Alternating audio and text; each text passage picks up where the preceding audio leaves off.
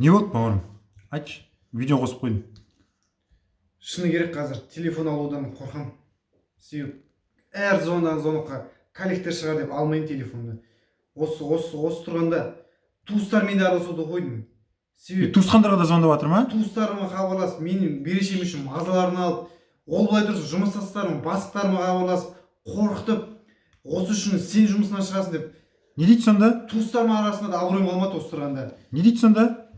Не деп айтып тұр коллекторлар сонда? Сенің алып тұрған жаңағы жұмысшың алаяқ, оны неге жұмысқа аласың, сол үшін сені де жұмыстан шығарам, бастық болуға сен жарамайсың деп. Көршілерге звондап отқан жоқ па? Көршілерге де звондайтын еді қақпастар. Көрші олай тұрмақ, осы тұрғанда туысқан, достар бәрінің беттеріне қараудан ұяламын, өйткені бәріне хабарласып болған осы тұрғанда. Сен анандай туысқаның алаяқ, сен мына туысқанды білесің ба? Жаңа ақша төлемей жүр деп осы тұрғанда Таста. Өйтіп жүрсең жүре бересіңдер. Қараңдар ағайын. Көрдіңдер ма? Мазана май ішкендей қылады. Коллекторларды білмеймін, неткен адамдар екенін, қандай сендер неден жаратылғандарың.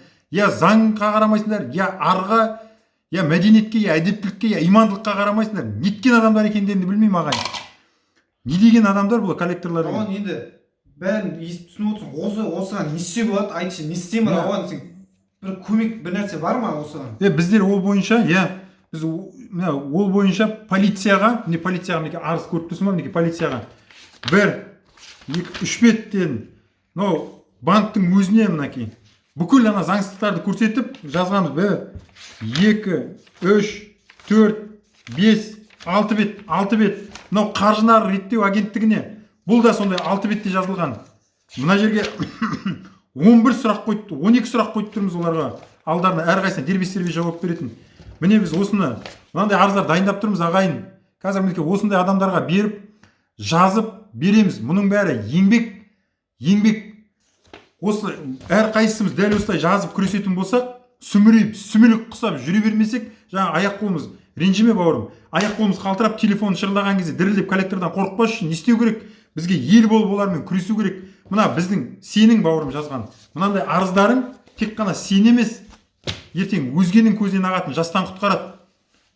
Проблеманың шешудің жолы бар коллекторлармен күресудің, жаңағындай қақпас коллекторлармен, ардан заңнан безген коллекторлармен. Ол үшін біз әрқайсымыз көтеріліп, сүмелек болмай, сүміремей, шағым жазуымыз керек. Қатырлатып. Неге? Біріншіден телефондар тоқтайды. Олар заңсыз әрекеттер әшкереленеді. Үшіншіден өзіңнің кім екеніңді көрсетесің. Сен де өзіңді қорғай алатыныңды көрсетесің. Коллекторға кім екеніңді көрсетіп, жазасын тартқызуға болады ағайын. Біз сол үшін еңбектеніп сіздерге мінеки дайындап қойдық арыздарды. Хабарласыңыздар, телефон қалдырамыз, жазамыз. Күресудің жолы бар ағайын. Жолын көрсетіп тұрмыз, шырақ бар. Енді тек қана сол бойынша жұмыс істеу қалып тұр. Бәрі сізге байланысты. Қорықпай бізге жазыңдар. Коллектордың қуыруға болады ағайын.